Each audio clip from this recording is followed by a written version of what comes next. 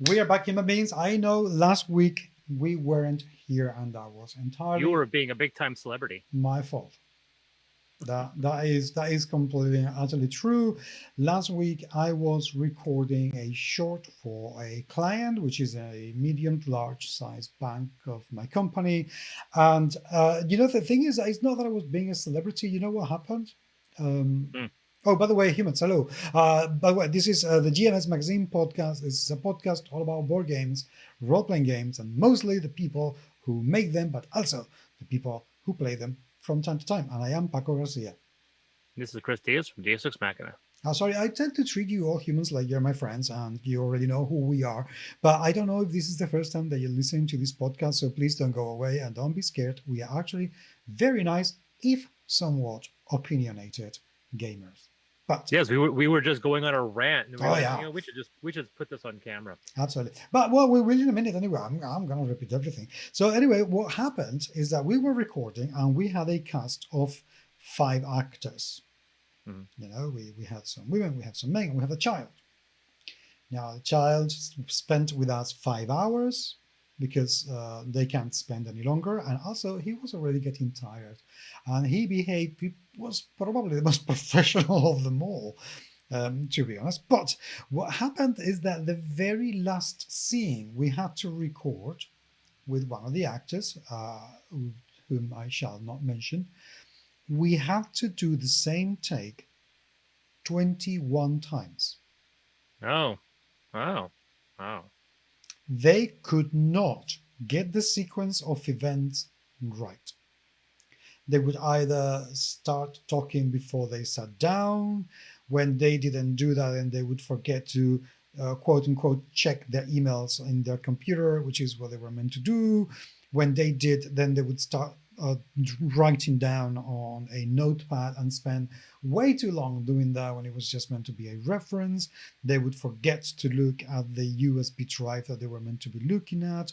They would forget their lines, and there was just 2 lines. They only had to say, "Oh, all right, I'm going to check my emails and get them sorted before going on holiday," and then that's done. I can go on holiday now. That was it. That was all they had to say. So not Brando material, I guess. Huh? Definitely not. Even though they go on and say, "Oh, I am a professional actor. I have an agent, and oh, but what I truly like is theatre, not really recording this." And I just thought, FFS, you can't remember 2 lines in one 45-second scene. How the hell are you going to remember a Romeo and Juliet sort of monologue? Please don't try that. It's just embarrassing. Go away. So There are some actors, I can't remember which specific actors. There are some actors that are like, I can't remember who they were referring to, but someone was saying that they fully admitted that they would be a better actor if they could remember their lines, and they're a well-known actor, but they have issues remembering their lines. And like, there's some people I've heard about that have astounding recall, mhm. and I can't remember which ones I was talking about. Well, but the thing is, if you don't have good memory to remember your lines, that's fine. You don't have to remember all side by side. And that's the good thing about recording for television or cinema, that you record in very small, short scenes, so you don't have to remember everything. But can you imagine remembering a whole theatre play? How? I mean, you cannot be a short-term memory lacking actor and want to play theatre. It's just impossible. It's just not going to happen. But that's what they claim to be, and it's, "Oh, I'm so good at this. Oh, don't worry, I can introduce you to my agent. He's so good." Oh, go f Yeah. yourself. So apparently the story was that Al Pacino, Richard Dreyfuss, and Johnny Depp and Tom Cruise both have issues remembering their lines. I've heard of some actors, like some like smaller actors that people don't really talk about. They're like that they will memorize. They can memorize an entire script, every single line that everybody says. There's Mariel Hemingway, I think, Hmm. she's an actress, and she actually has what is called an eidetic memory, Oh, which poor means thing. she can remember absolutely everything that she's ever exposed to. You give her a That's date, if you give her terrible. a date, she can remember. Yeah, some people have actually said it's actually somewhat debilitating because not only do you have issues trying to filter out memories, but sometimes you have trouble trying to determine what's in the past and what is the present, which is shocking that that's a thing that can happen. But yeah. But also, there is something else. I listened to some podcast in which a PhD in this kind of topics was talking about, and it's that people with identical memories, one of the main issues they have is that our brain tends to forget little bits and pieces, and then our memories are literally filling the gaps with what we think we remember, but maybe didn't happen, because that's the ability that our brain has to abstract information. Yeah, it has to create. It has to make patterns. Correct, but the brain of identical people cannot do that. So they cannot create abstractions of memories. So they cannot, forget a bad experience or. Oh yeah, so trauma just stays with them forever. It's just impossible to get rid of, and because they remember every single thing. So it's not what people say about, I have a great memory. That's not as good as people may think. So I would like to have a better memory. I know some so when people say, that they've memorized Lord of the Rings, I was like, good Lord, I can't remember my own writing. I have to sometimes I'll reread something and go, did I write that? Yeah, wow, memorizing the Lord of the Rings. Kudos, but I wouldn't want to. That's the story from Christopher Lee, famous actor Christopher Lee. Yeah. He apparently has Lord of the Rings memorized. Well, but he's read it. He was an avatar of God, so that's fine by me. Okay, I'm not 100% wrong on that. So anyway, so I'd say it was an interesting encounter, and that's the reason why we did not have a podcast. True. So I apologize. It was completely the fault of this actor who had to repeat everything 21 times. And I didn't get home until it was too late. And by then, I really couldn't bring myself to put, my face on camera once more or behind it. So anyway, I believe you have some news. Okay. Ding, ding, ding. We'll do some quick news here. The first one I will talk about, obviously, the one thing that happened that popped right after we finished recording our last one was the CEO of Alderac Entertainment, who came out online and said this wasn't his finest moment in regards to a unfortunate string of bad tweets where he it started off with Elizabeth Hargrave, designer of games like Mariposa and Wingspan, talking about the lack of female game designers in the industry. And it then turned into a long rant by Ryan Dancey, CEO of Alderac Entertainment, who basically said in full... Give me a second. It's not CEO, it's COO. He is COO. The Chief Operating Officer. Not CEO, COO. And he has who basically said that that he doesn't receive a lot of good pitches from women. I have the tweet in front of me. I can read it to you if you want me to. Oh, I have it as well. I can read the whole thing. No, but I want to read in voice. I want to read in voice because this is what I think.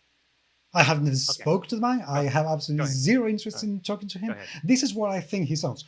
I have never have taken more than 1,000 game pitches since 2016. I would say that less than 10% of those were from female designers. Effectively, none of them, I don't know why he sounds British, but that's fine. None of them were games AEG would publish. We did call for submissions from female designers. Specifically, we got one publishable design, Elizabeth Hargrave's Mariposas. There have been a couple of pitches that came close. Most commonly were a female pitched with a male designer. There is one team female designers that pitch great, but their games are too light for us. I know why we didn't proceed with those pitches, but they were at least in the ballpark. Typically, when I am pitched by a female, the game tends to fall into one of several broad categories. A.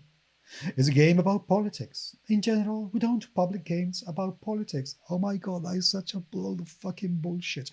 That's me, not him saying that. Yeah, I figured. Yeah. Okay. It's a party game. In general, we don't publish party game. Oh, Smash Up is not a party game. All right, okay, fine, AG, fine.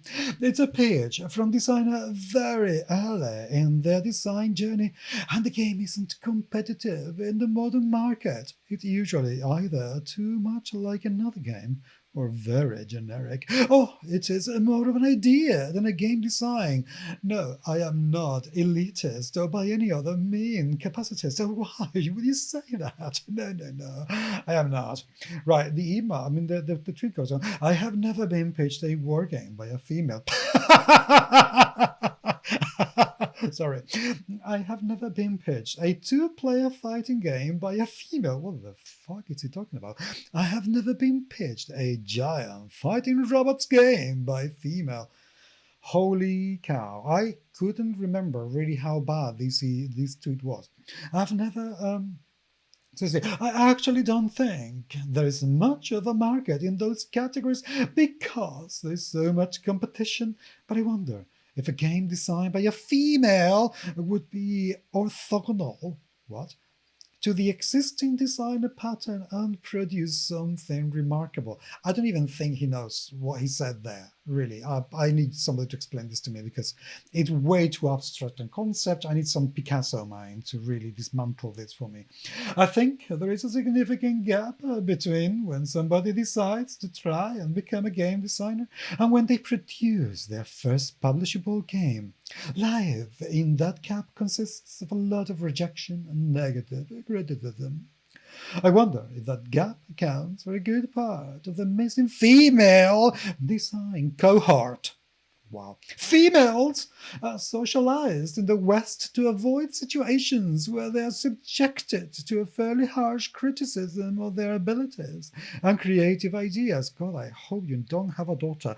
Males are socialized to take the punches and keep moving forward. That's why we are... Getting across the gap is how you turn someone into a real game designer who gets paid for their work and who makes designs that are attractive to publishers. So far, we haven't seen much award consideration go to games that exist almost entirely as crowdfunding projects. Oh, holy Jesus. I know there are many more females going game and design and production via crowdfunding who just don't connect with publishers. The nature of the SDJ is that a crowdfunding game is effectively shut out from consideration. My fucking God. I feel so dirty after reading that. Yeah, I'm surprised. So I'd say the blowback was extreme. There was nobody that decided to stop him, which is one of those situations where someone's like, you might not want to post that. But anyway, there are multiple offensive things, and I won't go into detail on the numerous fallacies he employed and the numerous rebuttals by numerous people calling him out on the numerous failures of his beyond the fact that it was one of those situations where men prevent women from going into this industry. Must be their fault, and it's ultimately it comes down to that. And he's also said things that are absolutely incorrect. They do publish party games and have published party games, and I'm sure there are, once again, hundreds, if not thousands, of potential game designers of every walk of life that we're not talking to because not enough people are listening. Well, one thing I have to say though, massive, mega, huge, super kudos to Elizabeth Hargrave for her reply. She quoted, "Life in that gap consists of a lot of rejection," which is what Ryan said. And she says, or it can consist of criticism mixed with people helping you get better. This is my biggest hope for moving forward. It's something you could do. If you assume women can't hack it, you are biased against their pitches. It's one of those situations. It's a hell of a classy reply. Yeah. Well, she had actually a bunch of classy replies, I got a lot more respect. I wasn't following her on Twitter, but now I am. But yeah, it was surprising that he would do that. And I think there's going to be a probably. I know people aren't talking about it now. It kind of faded very quickly, but I'm hoping there's going to be more repercussions about this. But I'm starting to get troubled more and more. The fact that, with few exceptions, it seems like whenever somebody in the gaming sphere, tabletop gaming sphere, brushes against controversy, I don't see enough consequence. I'm worried about this because the number of times I've seen game designers get dragged into certain situations, and unless they double down, they have a tendency of writing it out pretty well. So I'm hoping that hopefully we'll start to see some consequences. And I'm not saying permanent consequences, but more than just saying sorry, and then everything goes back to normal, because that's not showing any evidence of actual character growth. Like, I don't believe for one second that Dancey is going to change his ideology out of this. No, he's not. And I'm going to be controversial here. I'm going to be very brutal. That is, I believe, because the companies who can get away with it are companies with large fan bases who overall don't give a shit about this sort of thing, and they just want to keep playing their games. If that happened to a small company, enough people would leave playing, stop playing their games and buying their games, that they would be in real serious danger of going out. But because Alderac Entertainment Group has so many games, and so many people play those games, and so many people love those games, those are the people who are prepared to basically put on hold their principles, assuming they have them, and keep playing the games, because they rather play the games than, hold the company accountable and find something else to play. That's the Harry Potter effect, as far as I'm concerned. Yeah, you're actually right. It is especially the fanatical defense of people. I remember when Rahdo had this happen, where Rahdo doesn't necessarily have a huge fanatical fan base, but when somebody was critical, and then he had a rabid fan base rise up to defend them, Rahdo, instead of siding with his fans, went after his fans and said, "Whoa, what you're doing is not cool," because in those defending comments was a lot of hateful and hurtful things. And Rahdo, I thought, was very decent at that one moment to, instead of just shelter himself in his rabid fan base, go to tell them, "Well, that's not cool." No, what they're saying, the criticism is correct. I got to learn from this, and although I appreciate it, it's not cool what you're doing. And I actually have a bit of respect for that. But like I said, is Ryan Dancey on your friend list? No. Yeah, he's still on mine. Wow. I didn't, because I did not know. Like I said, I don't hunt these people down, right? But no, one of the first things. 21 mutuals, and they're all well-known people in the industry: Scott Gata, Wolfgang Barr, Steve Wick, Michael Stackpole, James Ward, Bruno Feduti. Yeah. I can understand, and I am not one for shunning people for having controversial people in their friends or contact lists, because when you are within a business, you have to deal with companies who have questionable people. I have tons of people on my friends list that I am not friends with. Like, there are some people I won't even go into, but I have a long list of people where I'm like, this person's only on my list because they're a business contact. Correct. And I'm gonna have to, because like I said, and unfortunately, this is where my personal feelings and my political stances start to clash, because there are probably, I'd say, 12 to probably maybe 20 people on my Facebook friend list that are people who are in the industry. They're either in the role-playing industry or the tabletop board game industry, that I vehemently do not like. But I do know that to unfriend them and to disconnect would be economically dangerous. And it's so troubling, where I have to basically... Now, it doesn't happen all the time. There are some times where it becomes very obvious that I have to walk away. The Gaming Goat being a perfect example. Gaming Goat, the whole reverse thumb frog thing. Oh, That's the Gaming yes. Goat. Oh, yeah, yeah. Yeah, that's one where I cut my ties, and that was actually an economic decision because they were interested in distributing their Amata. So when I cut ties with them, I was taking a potential hit. But there's lines, there are severe lines, and for that one, it was just like, it was one of those things where, since the community is piling on, it's pretty easy for me to make that stance.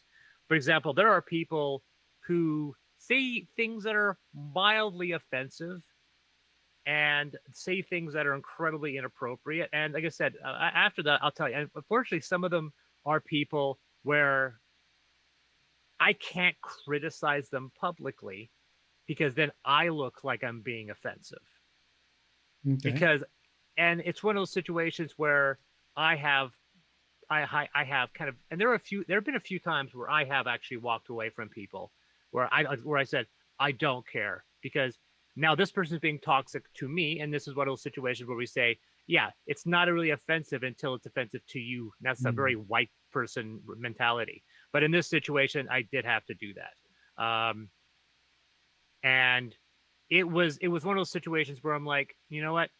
I can't.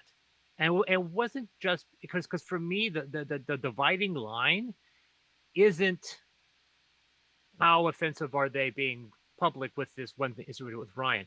Like Ryan, I'm looking at his wall. He's never posted anything that is offensive generically. Like this was a tweet he did. I don't go on Twitter. I never would have known this. If you hadn't told me this, I wouldn't have known, because he's never posted this type of thing on his wall. He's never made racist or politically charged posts that I would disagree with. If he did, if he said, like, I vote Trump, I'm like, meh, bye. Like I said, it's one of those situations where I'm like, nah, that's good. But that's the issue is I have a lot of people on my friends list that they never post these things. I never see it personally. But so the only time I get upset is when they do post it. And of course, I don't go to Twitter unless I absolutely have to. So I don't see these issues. Well, and that's one more reason why I don't really criticize people for having this, because I just happened to see that tweet. Had I not, I may have never heard of it. Yeah, it started passing around later on, but it only came up much later. Okay, so the next piece of news I have is the Dice Tower has deleted one of their own reviews. Oh, why? So yesterday, actually not yesterday, 2 days ago, Dice Tower posted a very lukewarm / negative review for Darwin's Journey. Okay. However, very quickly it became very clear that they had gotten the game's rules wrong. Okay. So Tom posted about this in the air, and they plan on re-reviewing. He said, if you are wondering why the Darwin Journey review went, I deleted it. We made a pretty big rules mistake, which is my fault for teaching it that way. We will replay it with the correct rules and then re-review it in the future. I apologize to the publisher designer for this mistake on my part. I have no idea if this will change my opinion of the game, but I suspect it might. So yeah, that was an interesting thing. I don't see them doing that often. I have seen them get rules wrong, and then the videos have stayed up. So this is one of the few situations where they have deleted a review because they believe that they've gotten enough of a game wrong. Because there have been situations where people said, you're playing this game wrong, and then the person reviewing it said, then the game was explained poorly. And then they keep the review, right? Well, I suppose... firstly, I think this is the right thing to do. You've made a mistake. Oh, look at my dog. You've made a mistake, and it's enough that you think is going to affect the game in a manner that could make it worse than it actually is. So you're going to do what you can. That's fine. I suppose if you've just got one rule wrong that doesn't really detract from the game experience, it may alter it a little bit, or that if you know that if you got it right, it's not going to change your opinion of the game, then fine, fair enough. But I think I think Tom's done the right thing this time. I'm getting rid of it. So good on him. So okay, next piece of news, and this is not really. I'm just kind of keeping track. And that is a Quackalope. Not much on the update. There hasn't. They have a bunch of videos that have been going up, and there's been still questions involved. There have been comments on these videos basically saying if Jesse is going to get kicked out of the channel. And one interesting thing, I don't understand what this means, and there's probably some subtext. Somebody asked, will you kick Jesse out of the channel? Quackalope then responded to that comment, said, if Shira has her way, yes. And the person who made that comment was West. I don't know what that means. Well, I suppose that means that Shira wants Jesse out, but Jesse probably owns enough of the equipment or has enough influence that the matter is not as clear-cut as it could otherwise be. So we'll have to wait and see on that one, I suppose. To be honest, I don't think that he should be kicked out. I think he should step away by his own free will and accord. Yeah. And I do believe that Jesse, I think, is his wife.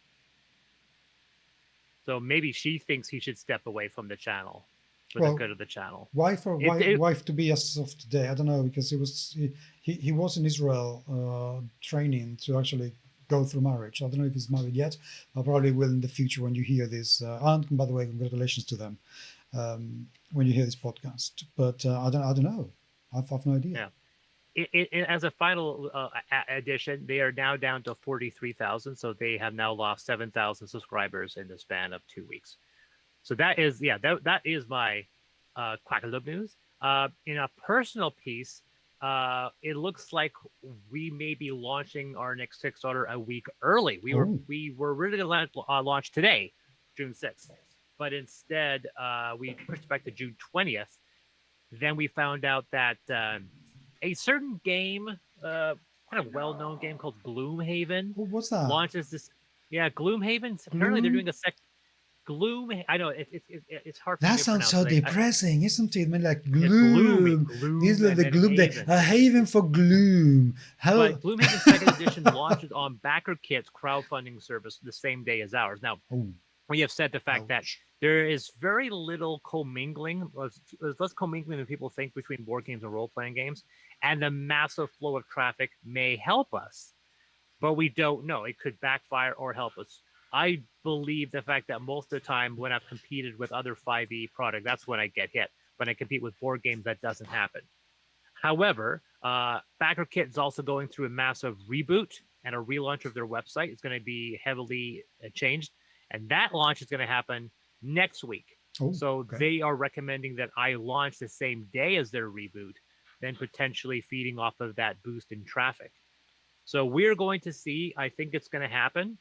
On another side of news, I have been talking at length about Bridge Distribution, which is a new distribution company that's competing with the likes of many of the others. And I have said that they made a tremendous cock-up in the fact that they sent incorrect rewards to about 25 of my backers. Backers that were expected to receive the luxury leather edition instead got the standard slipcase edition. And communicating with them, I wouldn't even say it was an honest mistake. I think there was a legitimate brain freeze that happened with somebody that then compounded on it numerous times. We figured out the situation. We sent out the replacements, and now we are hoping that the customers then resend back the old standard editions back. They are paying for this, they have said, which is good, because if they want to keep my business, they're going to do that. But today, they went and topped themselves. They were asking, what about, I said, in regards to two backers specifically, I said they already have their other rewards, so they just need the trilogy of books. So they said, so you just want them to send them the books? I said, yeah, do not send them. Like, they have the novel and they have the RPG, the big RPG, Ultramodern. So just send them the Affinity, three Affinity books. So they took that to mean that they should open the clamshell of the leather editions and just ship those and not ship out the clamshell itself. That would be like saying, we need to send you the game to this person. Just the game, not the box? Okay. And then without asking, they take the contents out of the box, ship it in a giant bag to someone without shipping them the box. That's basically what I found out they did. They did it to two people. Both of them are my friends, both of them living in Prince George. Thankfully, the poster prints and the numbered prints were included, and thankfully the distributor out of Canada, Fox something, still had these boxes, and so they're shipping those clamshells out. But how dumb do you have to be to not want to get a confirmation on that? Because I literally had to. I was like, the only reason why I'm not walking right now up a high hill to get my stress out is because we're on this podcast. That's my news. Wow. I mean, if at any point anybody needed any kind of real life endorsement for this company, And the thing is, we're probably still going to stick with them for the ultra modern one, because I'm still waiting for them to make good. It's one of those situations where you have to screw up big twice, and I'm still considering this all once cock up. But it's one of those situations when if they're going to handle my ultra modern Kickstarter, which I said launches in about a week, I'm going to be very clear on what I mean with things, because if they're going to flip the standard and slip and leather versions of Affinity, there are 3 versions of ultra modern. There's actually 4. There's a regular, an alternate cover regular, a slipcase deluxe, and a leather edition. I'm gonna be like, I want you guys to be 100% certain that you know the difference between these 4, because if you bugger this up, this is it. That's it. That is it for our relationship. So, well, you are way more patient than I am. What can I say? But, hey ho. Okay, shall we jump on to the topic of the week? Well, okay, we can if you want. Depends on. I had two reviews. Oh, okay. Sorry. It's because we are going on 32 minutes. Okay, fine. Yeah, go ahead. How long we've been recording? Half an hour. Okay. So first, I have 2 types of reviews. One's a new review, and then a review which I call going on the sale pile. The sale pile review is right here. It's a game called OTYS. OTYS. Have you heard of this game? I have not. This game, I wouldn't say is legendary for its drop off from importance, I'd say. Mm-hmm. Because the speed in which this game fell into the $10 budget bin is remarkably fast. Wow, is it that bad? Okay, I'll take that as a yes. I thought the game had a well-known designer, this guy named Claude Lucchini, but I can't find anything else he's designed. Now, have you heard of... there's no real mechanic for this, I think. I don't think there's a name for this. But it's a type of set collection that is entirely based off of colored cubes. Now, there are numerous games that do this. Yeah. So much so that it should have its own name. Some people call it a cube pusher, or where you take a cube and you change it for other cubes. Okay. Like one of the greatest examples of this, obviously, is Century Spice Road. Is one of the most well known. There are games that did it before, and there are games that did after. Annihilation, which is a very big budget game, is a massively upgraded, expensive version of the same format. Getting your collection of colored cubes in a specific arrangement, either a specific arrangement in a pattern, a color, or both, so that you can match it up with a scorecard, and then you can then dispose of those cubes to then claim those cards and earn those points. That's basically what that means. I have seen enough of these that I'm going to ask Tom Vassell, hey, Tom, since you like dubbing names of mechanics, can you give this one? Because it's, once again, I know some people are going to say it is it's a set collection, and technically, I guess that is correct. It is a set collection.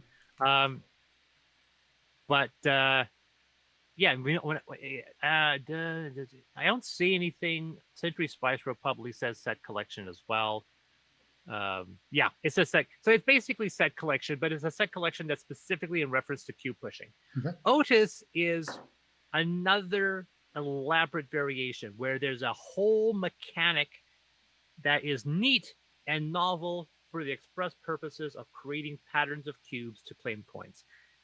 So in this game, you have a set of divers, 12 divers, and as you activate one, that diver moves to the top of a queue. Let's do it this way. Moves to the top of the queue, and then can slowly go down the queue again as you activate lower guys. Every single time you activate a lower guy, that action gets placed to the bottom, and when that action row gets filled up, then you get to reset. Which means not only do these guys move up and constantly rotate, but these actions can get locked. These actions can get locked off as well. I can't really see it too well. I put it there, it'll block off. So the idea is there is one mechanic, which are the actual action tokens, and each of them are set by a row. So if I activate action 1, then action 1 no longer can be activated.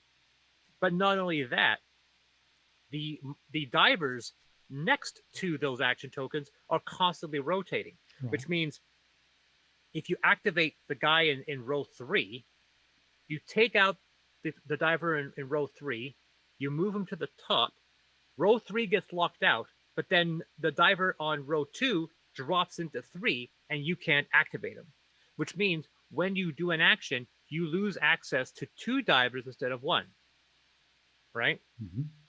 Now, there is a way around this. For example, if I had activated 4, which is activated 1, or so let's say we activated let's say we activated the top one, 1, and then one guy drops. If I activated 2, that same guy drops again, so I still can't use him. But if I were to activate 4, the guy in 1 would drop to 2. I could then activate 2 to activate that diver. So it's not locked out permanently, but you have to keep in mind this pattern so you know what these guys are. So that's one mechanic. And all of this, once again, is to find cubes. And these cubes represent minerals because the whole game is a post-apocalyptic setting where the oceans have risen and these divers are going in trying to scavenge relics. And that's why we have this giant person, which is everyone looks at and they don't realize it's a diving game. They just see this and go, oh, what's this game? What's this thing about? What's this big person? And you don't realize that is some nondescript statue underwater. Not a fan of that because it just draws your attention to that and you don't really know what the theme is. Now, the thing also about the game is that there's tons of ways to upgrade. You can upgrade how short that bottom row is. Mm-hmm. You get to upgrade because there are certain things you can do that allows you to move divers up and down potentially to adjust where they pop in the queue. The issue is that you're heavily limited to how far you can do that, but that can be modified. You can modify all your divers. There's all these upgrades that you can get, which makes OTYS come off like an engine builder. If you look at it as an engine builder, it is one of the worst engine builders out there because in a decent engine builder, you're building your engine at round 1. Okay. This game, let's say in a 2-hour game, you're playing it for 45 minutes before you make any upgrades to your engine.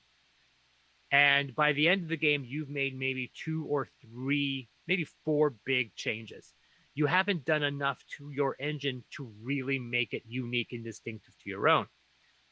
So that's my first problem. Second problem is because there's so many, not necessarily random elements, but so many mechanics that are interrelating and moving around each other, it's very hard to make any strategy because everything the players do is adjusting the common board.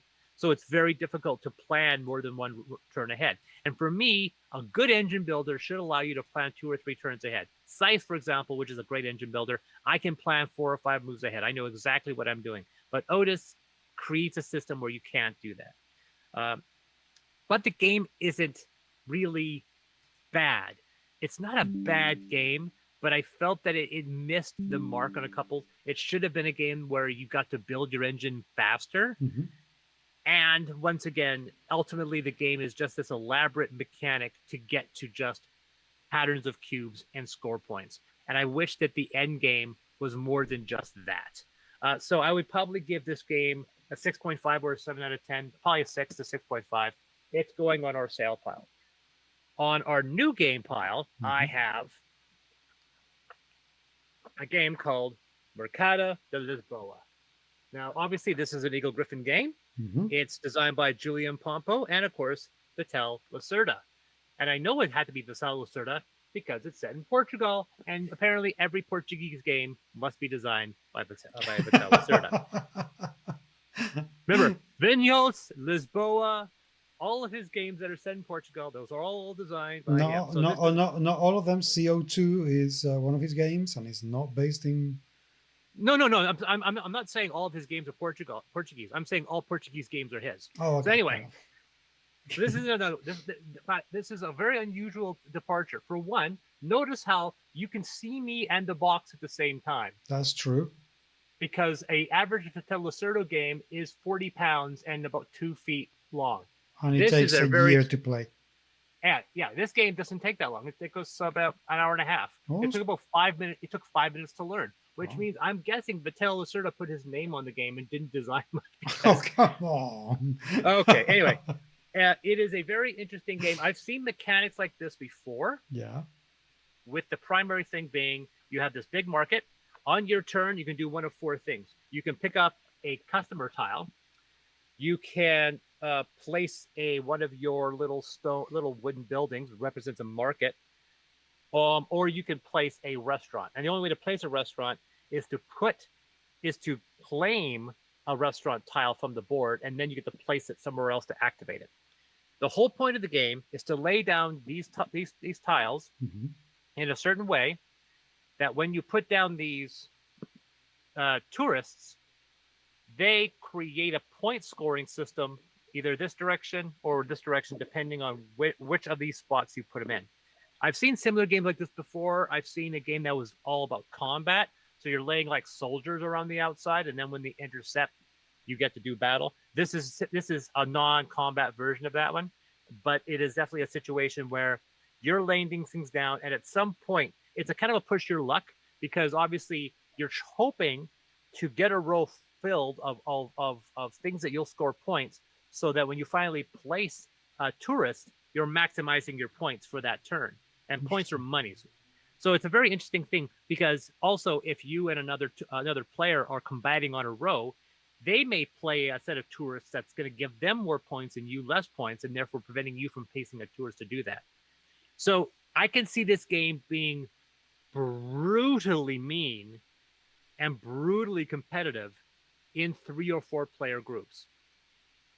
I'm just looking at it going, this game would be atrocious in a 4-player game, because people would constantly be screwing each other over, because the board is too small for 4 people. So you're going to be banging your head against other people that are either going to be taking spots on the board, or taking spots on the perimeter of the board, or taking tiles you want, or taking tourists you like. And so it's going to be really difficult. On the other hand, if you play with 2 people, you never have to encounter the other player, which means you can go off and do your own thing on your own half of the board, maximizing your point scoring. So that's what ended up happening with me and my wife. She was more focused on trying to build her section and less about long-term strategy. Now, a long-term strategy, like I said, in a 4-player game would probably never work, because you can't push your luck for that long without another player cutting you off. And that's how this push your luck. Most push your luck is randomized on yourself. So when you're rolling dice or what have you, you're pushing your luck. But in this game, you're pushing your luck that another player isn't going to screw you over by the time you finally put down a point-scoring tourist. That's basically how the system works. There's not a lot of randomness. This is entirely a game where you have to determine when that player is going to screw you, and if you can get to your maximum points before they try to cut you off. But in a 2-player game, that never needs to happen. So when I looked at the game, I said, well, the chances on Nicole, my wife, cutting my row off or putting tourists down on my row is slim to none, because she's not getting any points because she's on the other side of the board. So I'm not going to put down any point scoring, lay down my entire row of restaurants. So when I place my tourists down, I maximize the points. I did this 3 times. So by the time, so the way this game worked, like I said, the points determined by money. Whoever has the most money wins. And we played a game recently where we tied exactly even. And we'll talk about that game in another time. We played that game. It came down to exactly even points. And then she broke the tiebreaker because she happened to have more money. This game is only about money. And to give you an idea, Nicole had 35 points. Okay. I had 79 points. I doubled her score because she never made an attempt to cut me off, and she herself didn't think of this idea of laying down this massive row of restaurants before laying down a point. So the whole point is, if you have a row and you only have 2 of your businesses down, you can lay down a point-scoring tourist in order to score money. And you may have to do this because you need money in order to place things. Right? So Nicole was doing it in inches. She was placing tourists to get a little bit of money so she could buy another row, and she was doing this very slowly. Where I used up all my money I had to put down as many of my businesses as possible. I then laid down a big tourist to get a maximum amount of money, and so very quickly, out of the blue, we went from her having 10 points to me having 15 to me suddenly having 40 to her 15 because I put a point scoring to maximize my score. So this is definitely a game that I don't think plays very well unless you are competitive. So there are games I play where players have looked at another player like me, and this is a good example is Magic the Gathering. Right. I have an army. I have 2 armies in Magic the Gathering in physical form. One of them is what's called the Tribe deck.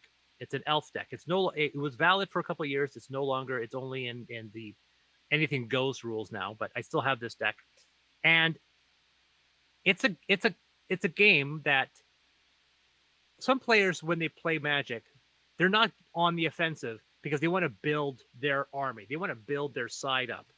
And when you're playing in a free-for-all, it's like it's 4 players all fighting each other, none of them wants to go on the offensive because it could make them vulnerable. So there's a lot of times where the first 4 or 5 rounds of Magic the Gathering, if it's a free-for-all, nobody's doing any attacking because nobody wants to make that first move, because if you attack someone, they're like, oh, you're attacking me? Well, then I'm going to attack you. That makes you vulnerable for a counterattack. So everyone's all too polite to start attacking each other. The problem is with my deck, if you do not destroy me in 4 rounds, I will annihilate you. And so that's what happened. Players were doing their own thing, being private. And by the time they looked to me, I said, okay, guys, I'm attacking everybody. Everyone takes this amount of damage, and I would literally wipe the entire board off because they let me get my engine going.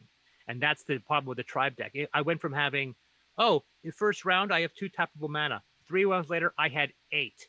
And by the round 5, I could hit 1 player for like 45 points of damage. And that was just systematically killing every single player over 2 rounds. And so when we played again, the players said, no offense, Chris, we all have to gang up on you because if we don't kill you in 4 rounds, you will annihilate everybody. And so I stopped playing those free-for-alls because all my friends knew that they all had to gang up on me because if they didn't kill me by round 6, the game would be over. That's kind of how this system is. If you're seeing another player building this giant engine, you have no choice. You can't think of your own strategy. You have to attack that player by cutting off his line because that's the only way you could try to cut into his points. So it's a game where in a 2-player game, you have to be on the offensive. Otherwise, it's going to be a one-sided title very quickly. And in a 4-player game, even more so. So this is definitely a game where the proper strategy is to kind of be on the attack. Because if everyone's too nice, and if it's on a 2-player game, there's very little strategy. I'll say that if it wasn't for the fact that there were solo modes for this game, I think this would go on our sale pile. Because it seems like this game might be a one-trick pony for 2 people. And I don't know if I want to play this with 4 players because I think it would be absolutely mean and brutal. So that's my review. I would give this one a full 7 out of 10. That is Mercado de Lisboa. Not one of his best games because, A, it only took 5 minutes to learn. And it only took an hour and a half to play. So those are my 2 reviews this week. Now on to the topic at hand. Yeah, and just so you know, humans, I'm just playing an awful lot of role-playing games at the moment. I am playing the Blade Runner RPG right now, which I will do a full mega huge review of the adventure next week, because I'm playing the same adventure with 2 different groups, completely different people, and I want to share that experience, but I will do that next week. So, topic of the week, Chan chan chan, controversy looming. Cultural appropriation in board games and role playing games. Oh joy. Oh, joy indeed, because I do have some nuances about cultural appropriation because I believe it happened fewer times than we may think, and an awful lot of times what we call cultural, or what some people call cultural appropriation, is in reality either culture adoption or cultural inspiration. And personally, I see absolutely nothing wrong with either of those two, because we as human beings and species, we learn from other cultures, we adapt other cultures, we evolve with the inclusion of other cultures in ours. It contributes to our richness as society and as people. And to be perfectly honest, I think it's completely and utterly impossible to design a board game or a role playing game of any magnitude without any influence from a different culture, or therefore doing what some people call cultural appropriation. Okay, so there's a couple mindsets here. I think it comes down to trying to understand what cultural appropriation means. Because I want to make sure people are aware of this, because I want to be. And according to Oxford, it says the unacknowledged or inappropriate adoption of the customs, practices, ideas of one people or society by members of another, typically more dominant people or society. Um, and in the example given, his dreadlocks were widely considered as another example of cultural appropriation. Encyclopedia Britannica has something similar. It takes place when members of a majority group adopt cultural elements of a minority group in an exploitive, disrespectful, or stereotypical way. But you see, wait a second. I would not call that cultural appropriation. I would call that cultural misappropriation, because it's been appropriated in the completely wrong way. Yeah, like someone dressing up in a Native American costume for Halloween. Correct. Now that I would call cultural misappropriation. And yeah, because not only are you representing yourself as somebody else, you're also enforcing the stereotypes for that group. Now, I would like to explain why I feel the way I feel about this, because I think it is important to make people understand, or help people understand why I feel this way before they all jump up my throat for being a racist piece of shit or whatever. As you may know, I am part Gypsy. Yes, we use the word Gypsy in Spain as a normal word, and it's not insulting. I am part Roma. And it is a very idiosyncratic thing of Roma Gypsy people in Spain that flamenco originated here. My people originated flamenco music. It is ours. Flamenco guitar was invented around the 16th century. That's where the first records begin. And it is ours. Okay? Now, loads of white people sing, play, and dance flamenco in Spain. But most importantly, a shit ton of people dance, sing, and play flamenco with all the costumes, all the guitar, all the everything in Japan. There are whole... Oh yeah, like Japan does it. Yeah, look up the cowboy western motif in Japan.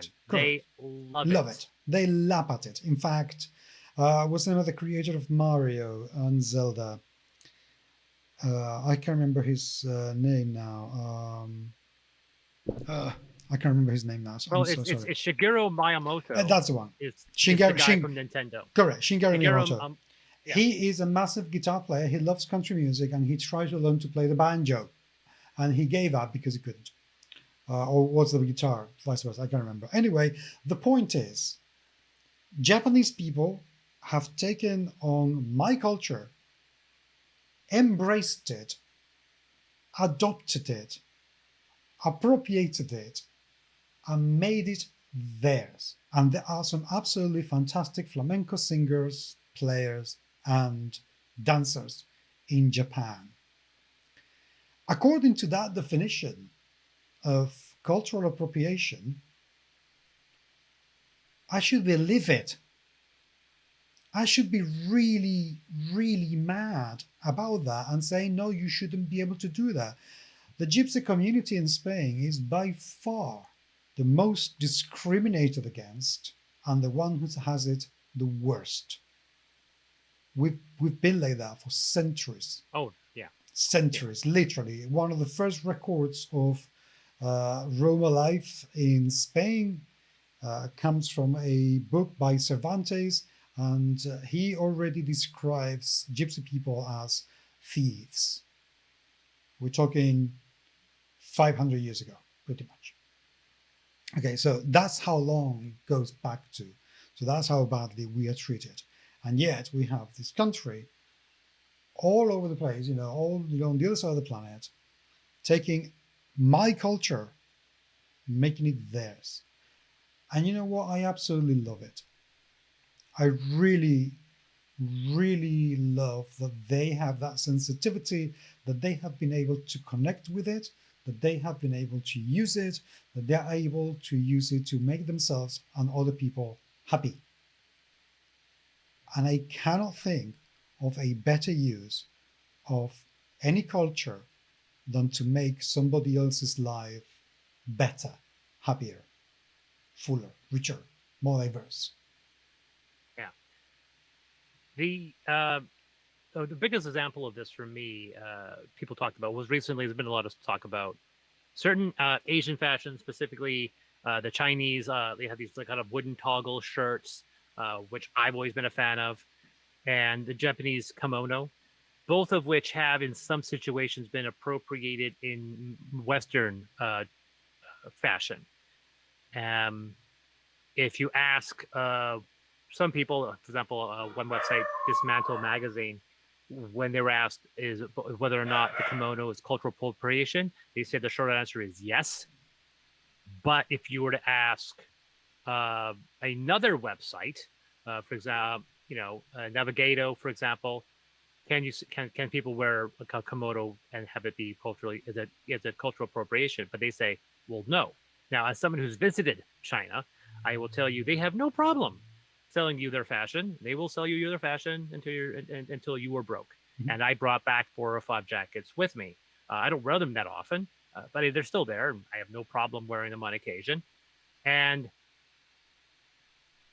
there is different. So some people have taken the idea, and I think the iconic example of this is people wearing Native American clothing for Halloween. And we've said that the issue with that is it's a difference between enforcing a stereotype and in mimicking someone and taking inspiration for it. And so what we're talking about because there have been, I actually can't find specific examples, but I know there have been, I just can't remember off the top of my head, situations where there has been accusations of cultural appropriation in gaming. Mm-hmm. And I don't know whether or not my example I was thinking of was in video games or in board games. But for example, there have been mostly on video games because video games are the bigger market. Horizon Zero Dawn, which is a very extremely popular game, it's been getting some flack because of the similarities between the science fiction fantasy culture presented in the far future of Horizon Zero Dawn and several different types of Aboriginal people. And there have been similar stories regarding taking inspiration from Japanese culture, for example. There is a thesis that was made where they talked specifically of 3 games, Far Cry 3, Overwatch, and Horizon Zero Dawn. Far Cry 3 appropriates Maori and Samoan cultures. Horizon Zero Dawn appropriates Native American cultures. And Overwatch appropriates both Maori and Native American cultures. And there is this a belief going around in some circles that this is the same thing as imitating yourself as a Native American in Native American tribe and going for Halloween. And I don't believe that that's the case. I don't believe it's wrong to take inspiration from ultra cultures in the creation of something new. We've been doing that for how long? How many planets in Star Trek are entirely based off of one culture? Now, this is blown up in their face. Code of Honor, which is considered now to be the most racist episode of The Next Generation and one of the worst episodes of the entire series, is famous for being massively racist. But that hasn't stopped a lot of science fiction shows, including Star Trek, from creating planets that they take one landscape from one part of the planet, they take one people from one part of the planet, and then they adapt it into something that's different. And sometimes it's almost unrecognizable, but sometimes you can say, oh, yeah, it's pretty obvious. I mean, there have been several Native American planets in Star Trek. There's a very, very famous episode of the original series, which was a Native American planet. Star Trek Next Generation had a whole thing about Native Americans leaving Earth and colonizing several planets near the Cardassian neutral zone, and that's how the Rise of the Maquis showed up. And you have the character of Chakotay, who's a Native American with Native American tattoos and so forth, and he often complained how token he felt his character was, and he wasn't getting enough real content. And so Star Trek tries, but the thing is that in fantasy and science fiction, it's kind of difficult to create something entirely whole cloth without it being somewhat inspired. I very, very, very often will take inspiration. You and I have talked about the fact that the Nagamji alien race that is present in Affinity, which is a non-Earth setting, are heavily based off of Romani culture. They obviously they're very alien. Like they're not humans that walk around dressed in Romani culture. They are quite literally bioluminescent aliens, but they are very migratory.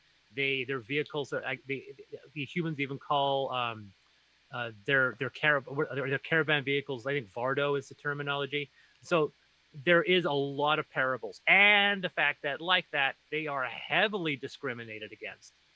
And I'm not even being subtle about that, because if you're going to be inspired by a culture that's segregated, they should probably be segregated as well. Otherwise, you're kind of ignoring part of that history. My Fey races in Amethyst. Amethyst is full, where I have taken regions of Earth and go, okay, now I'm going to spin this into a fantasy area. And one of the most famous, where I have been attacked by people on the right about the fact that the incredibly racist, slavery-based economy fantasy human kingdom that everybody hates is in Florida. It's Florida, Georgia, South Carolina, a little bit of Mississippi. That's Baruch Melkat, this horribly racist Fey enslaving culture. And now I'm writing the third book, which involves Europe. So I have the mouse people, the Volars, who are quite literally humanoid mice. They emerged in Western Russia, basically the part of Russia and the Slavic areas that's west of the Barrier Range of the Ural Mountains. And so I went looking for Byzantine and other architectural clothing and architectural insights, because when the Volars emerged, they looked at the ruins and said, oh, we should build our buildings like that. And so they've kind of been developing this culture that's very similar to the humans of the past there, because they've been appropriating the ruins and the culture that was around them.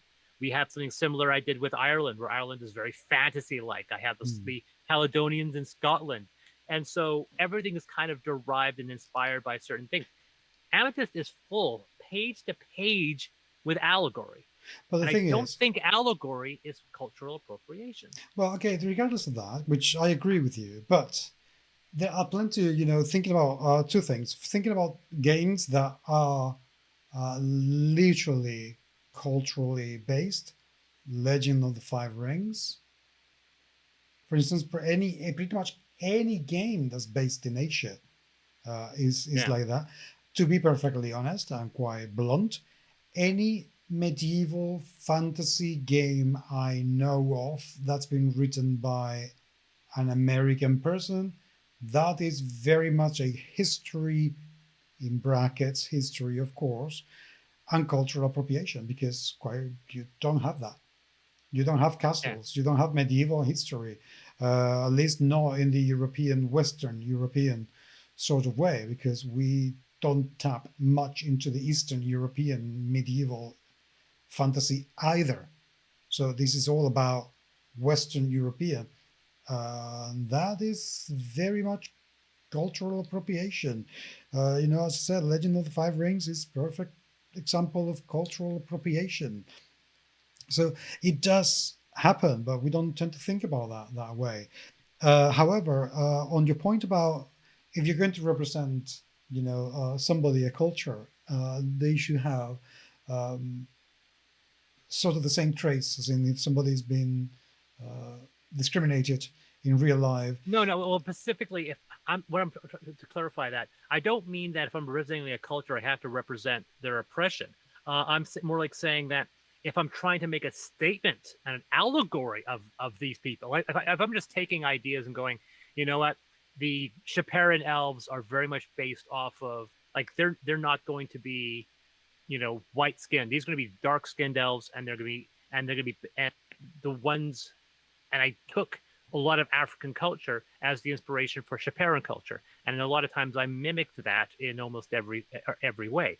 I did not replicate the um, the racism and the historic history, but more or less just adopting the traditions because they're not they're inspired by that culture, but they're not trying to be an allegory of that culture. An allegory would be like Baruch Malkut, which is an allegory for the southern United States. So sometimes it's hard to tell what is simply inspired and when is meant to be allegory. And if I'm trying to make an allegory of a culture, then I have to acknowledge that culture's history. Yeah, but If I'm just my dealing it as tradition for inspiration of a yeah. different story. Okay, but my point is though that unless you specify that very clearly, and unless there is a reason for that to happen, for you to want to make that statement, then those are waters that you have to tread very carefully on, because Hmm. you could be making a mistake.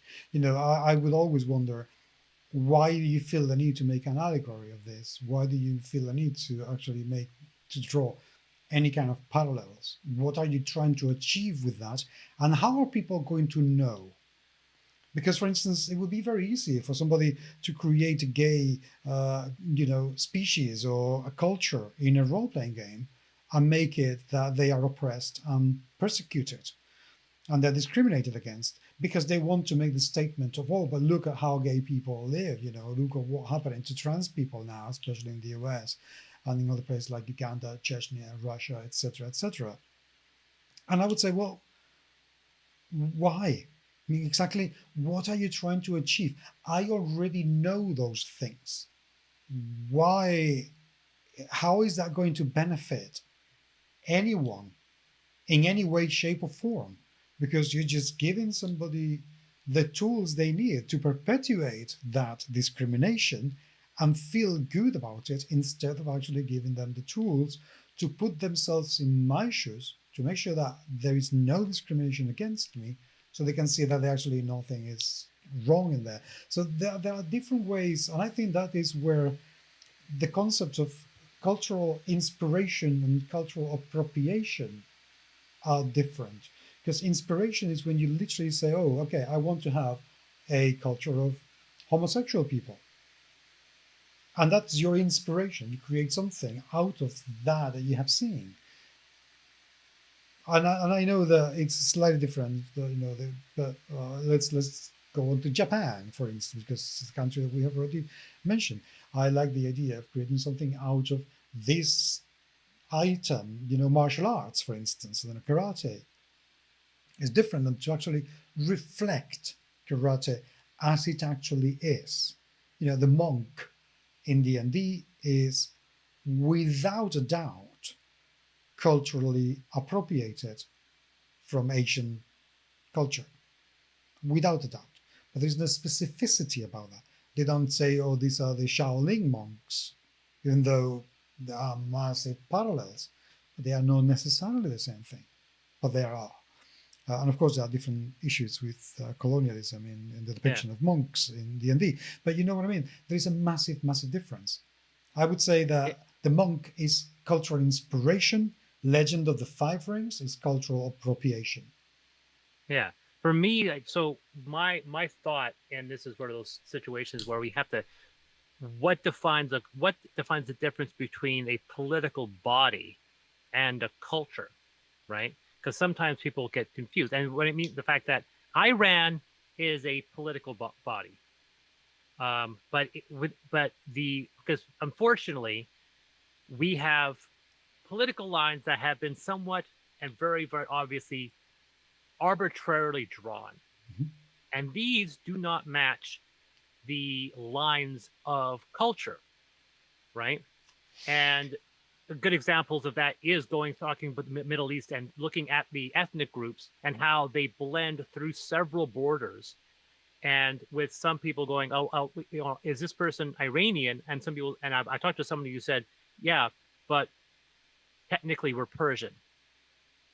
And that person was telling me the fact that Persia is basically and he was explaining, this is a friend of mine who he ran a local restaurant, and he ran a Persian restaurant. And I thought it was interesting. He was calling it Persian restaurant. He was like, yes, because I consider myself like Iran as an entity isn't that old. Persia predated it. Persia is where all the culture is. Persia is where all the food came from. Persia is the culture, right? It's very distinctive from, say, people in Saudi Arabia, who, it's again, same religion, but definitively different culture standpoints. And so when I'm trying to mimic a political body, I sometimes will play with the allegory to make a message that's replicating something in history. If I'm doing something that's cultural, then I generally will look at traditions and culture and not look at actual historical allegory. And a good example of that, of course, is that when I define these Fey races, I was taking specific cultures, not thinking of the political bodies that may be associated with them. Shaperans are very much inspired by African culture. Neros and Damascans are very much Asian culture. Ladinians are Middle Eastern. And that's kind of how I based it. But when I'm dealing with Baruch Balkut, which is a political body, that's when I switched it into being an allegory, because they're an allegory of racism in the southern United States. When I deal with... Okay, give me a second. Let me ask you a question. Can you actually have... And I am no sociologist, so I don't have a definite answer to this, but can you really have a culture without a political system? Because they are inherently the same. I mean, well, not the same, but every culture has to have a political system. My counter is the fact that in North America, Aboriginals, First Nations, and Native Americans have a culture. They have no political body. No. In Canada, for example, we do give them reservations. They have specific things. But at no respect is there any doubt that they do not have their own political representation. They can be representatives in Canadian politics, but and we have a province. Give me a second. None of it. Give me a second. Almost entirely is populated by Aboriginals. Stop a second. But they do not have a political body. Stop a second. Define political, because I think we are talking about different things. I'm talking about the arbitrary political lines and the names we give to those political lines. Specifically, define political. Yeah. Canada is a political line. The United States is a political line. Iran and Iraq are political lines, but they don't necessarily represent the cultures that are in those lines, right? Like I said, Canada is a political line. People can say Canada has its own culture, but we don't. We're a bouillabaisse of several different cultures. I don't think there is much of Canadian culture, but we have an entirely self-enclosed Aboriginal culture, several, in fact, within our borders, but they do not have their own political identity. Okay, I cannot fully agree with that, because as far as I'm concerned, politics is basically the behavior of society within itself. So everything we do, and that this is why when people say, "Oh no, politics in games is completely bullshit," because every societal behavior is politics. Well, I think the difference between the kind of the idea of political to political views and political ideology, and I'm talking about very specifically geopolitical lines, right? Which is like, for example, people say, if I'm believing in abortion rights for women, I am being political. And I'm not talking about politics in that regard. I'm talking about the fact that when I cross from Canada to the United States, I'm crossing a political line that's defined in the world global system. But, and although they have different views on that topic, I'm talking once again about if you were to eliminate the United States and have a whole bunch of individual states, basically as we've seen situations happen, and what I predict will probably happen within our lifetime, you'll still have states that'll have definitive cultures and they'll have political lines and so forth, but there'll still be these definitive. And we had this issue with Europe where you had giant political lines of multiple ethnic groups that eventually fractured and shattered, and we ended up getting smaller countries that were more defined, that matched the culture of the politics. But for a long time, you had one giant political entity that encompassed several conflicting cultures. We're seeing the issue right now when we see issues between Sunni and Shia Muslims that are hotly contesting each other, and they're all been told by the world that they're occupying this one country, where some of them don't look at it. I mean, we have people that look at countries that they don't even acknowledge even exists, even though there's a political body, because they're looking at the ethnicity. So I think the problem is the term politics is an extremely broad category, and I'm talking about a very specific aspect of the term politics, rather than the entire global encompassing of the entire term of politics. Because a lot of people are adding in culture, personal opinions, all under the term politics. And in terms of economics, economics is almost impossible to say without talking about it in political terms, because then a country defines its political stance. But I think that's the point, that we are kind of retaking the broad meaning of politics, because we are starting again to incorporate the behavior within society into what politics actually is. The fact that we have a police force, that is politics. The fact that we don't steal from people, that is politics. The fact that we behave in certain way within our own cultures, that is politics. The way that we can talk and have free speech, that is politics. Yeah, I think the difference with me is that I understand the way Canada it works with the Aboriginal communities, the treaties that come about, compensation.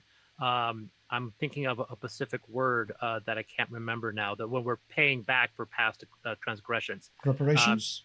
Thank you. Because that's been a hot topic. I should remember that, because it's almost a weekly topic in Canada. That is very much a political thing. But, for example, some people have said that totem poles are part of Canadian culture. And I say, well, no, they're not. They're part of Aboriginal culture that happens to be residing in Canada. See, I like to look at those totem poles, and I think I'm proud that they're there because they're representative of a culture that inhabits my country. But I don't believe those totem poles are themselves inherently political, except the people themselves who built those, they are controlled by a political body, and they have to interact politically with the nation around them. But I don't consider the totem poles themselves being political. So when I have a culture that has totem poles, I haven't done that, I haven't been that obvious, I would not consider that to be a political. That would be a cultural inspiration and not a political, in my personal opinion. That's where I kind of define the line between something that's political and cultural. I know you're right. Political is basically encompassing everything. And I think the reason why it is important, and we have veered completely away from the topic of games and cultural appropriation in games. No, I think we're still talking about the fact that how I define it within my scope, and why I have political lines and cultural lines, and how I think they're different when I employ them in my games. What I was going to say is that I think it is important to actually broaden the meaning again of politics, because I think it is very important that we bring more people into politics, as in into the active participation and engagement with how our societies are run. I think that is very, very important. And I suppose To bring it back a little bit into games, I think it is an important exercise as well, even though people are going to think that I'm full of shit and we shouldn't be doing that. But I think it is an important exercise to actually go out there and study other cultures and getting inspiration from other cultures and doing it correctly, not taking that culture, dismembering it, and without any kind of acknowledgement or any kind of respect, to just completely I think the obliterate dividing it. line is if you're going to take inspiration from a culture, and I think it's, and this is something I've said specifically, and people have asked, and I can remember having this conversation with someone about this, was when I'm taking inspiration from a culture, at no point, and this is where once again I get into the difference between political body and cultural identity. But when I'm taking inspiration from a culture, whether it be the Narrows or the Chaparrans, the Maskins, whatever the case may be, or Pacific things like that, I'm looking to celebrate those cultures. I'm looking to celebrate and say how much I love it. I've been to China, and this is one of those things. I cannot absolve China for its massive, violations in regards to its own population and to ethnicities. I cannot I cannot kind of give them absolution, but I love Chinese culture. I love the culture of all of this. Once again, China's done a fantastic job convincing the entire population of 1.5 billion people that they're all Chinese. And when you go there, you realize very quickly that that's not true. Moving from Hong Kong to Shenzhen to southern, I see a distinctive difference. When I went up to Taiyou, which is going up in the middle of the country, I saw that definitive shift. And I know that if I went further up to Beijing, you literally see the entire everything changed. Not only the construction of the building, then it goes go west into Tibet, the entire culture changes. Not only that, the entire ethnicity of people changed. Correct. And so I have an amazing fascination. I went to all these museums and I was transfixed at the history and was so saddened, when the 1900s during the Cultural Revolution, when so much of China, of the history of that region was destroyed. And they are now in the last 50 years trying to recover that. And they find stuff like this. Like I went to a museum and they had an anchor from a boat. And they said, when was this boat made? And they said, this boat is 2,000 years old. We found it digging below. We saw it digging below. We found this anchor that was 1,800 years old, which is like, and there was one, like, this is like, I'm walking on the Beijing walking street and it's glass. And it's glass because you can look down and see the original Beijing walking street from 1,500 years ago. Like, that's older than some chapters of the Bible. Yeah, I mean, there are cities, there are cities in Poland. Like when I go to Edinburgh, and the fact that I'm walking through streets that are older than my entire home country. And that fascinates me. And I love taking those kind of inspiration. But when I put them into something, I am very specifically trying to celebrate those cultures and those beliefs. But if I am trying to do an allegory of a government or a political body, like for example, if I can make an ethnic group that celebrates German history. In fact, I'm going to be doing one quite soon. It's called Quorum. It's this new kingdom that I'm creating for Amethyst. But under no circumstances am I going to make any allegories to the history of Germany. I'm looking at their culture, but at no point like, oh, by the way, they're all fascists over there in Quorum. Like, I'm not going to do that because I'm not interested in that. Now, when I created Baruch Melkut, I was very specifically going, I was looking, going, these people are going to be racist. I need to have this racist culture. Where's it going to be? Yeah, it's going to be there. It's going to be in Florida. And I just did that. And that was me very, very specifically going, I am making a political allegory because now I'm going after the United States and the history of the United States. I'm not going after the cultures of the people that inhabited the United States. I'm going after the United States itself. And that's where this is where I have my distinction between, if it's a culture, if it's a language, I am going to celebrate that culture. I'm not going to make a point of creating a culture and then mocking it. But I think that the modern political, for example, I made a nation in Italy, and all of the cities and towns are slightly derived from Italian cities, right? Because they're all built on the ruins of these old Italian cities.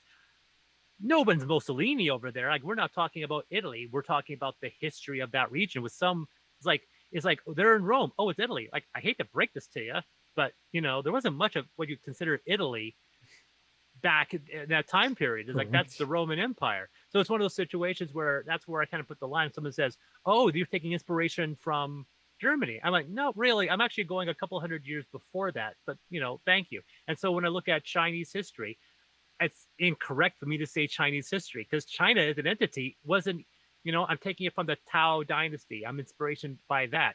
And that's that history in that political body that's now called China.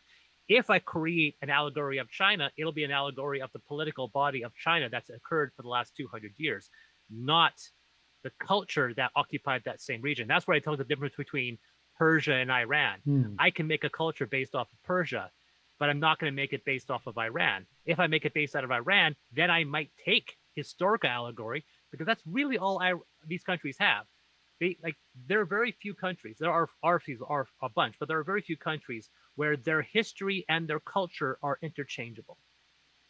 Agreed. And to finish on a funny note, because we've been going for nearly an hour and a half. It's 11:15 p.m. here, and I am already. I saw a tweet today that said, "In the long history of the United States," and I stopped reading there and started laughing because it was just like, wait a second, that's not long. You have 300 years history. That's nothing. Nothing. You still have so much history to go through, mates. Seriously, I thought I was, what the fuck? And those are the two things that I found funny recently. That and somebody saying that the suffragette movement started in the United States as well, which is like, go fuck yourself. That's bullshit. The what movement? The suffragette movement started in the US. What? Suffragettes? The suffragettes, I think it is documented to be the first feminist movement in the United Kingdom. The bunch of women who fought for women's rights. Suffrage. Okay, sorry, my brain farted there. Suffrage movement. Yeah, sorry. Thank you. Did I say something wrong? Suffragettes? Those are the women. Those were the women's, right? Yes, I know. Okay.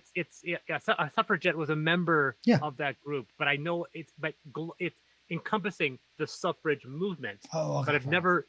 This is my own blindness. I didn't realize that a member was called a suffragette. Sorry. Sorry. So somebody said that as well. American suffragettes movement. What the fuck? Piss off. Now that is cultural misappropriation, and that can go and fuck itself. And I don't really have anything else to say on the matter, really. So shall we say our goodbyes? Yes. Just to remind people once again that if we do a video this time next week, that it'll be the same time of my launch, and you will know how happy I am very, very quickly because that'll determine my mood for the next 20 days. Let's hope. Fair enough indeed. By the way, if somebody has become somewhat upset or something about my rendition of Dancey's The Voice, tough. Thank you very much indeed for being there. And please comment if you like. We had a very hot topic here. This was a very interesting conversation. I got to voice things that I never had a chance to really vocalize. It was actually very interesting to hear your views on it. So please, guys, please voice your opinions on this matter. If you manage to get this far into the podcast, I'd love to hear everyone else's opinion on this. And if you haven't got this far into the podcast, well, screw you because you're not going to hear this anyway. So who cares? Yeah, we don't like those people. Anyway, do feel free to say hi in Twitter. I am at GMS Magazine. You can email us podcast@gmsmagazine.com. Some interviews are coming very soon that I hope you're going to enjoy very, very much, or just a little bit, whatever you enjoyed. That should be fine by me. And, say hi. Yeah, this is Chris from Deus Ex Machina. Take care, mates, and keep playing.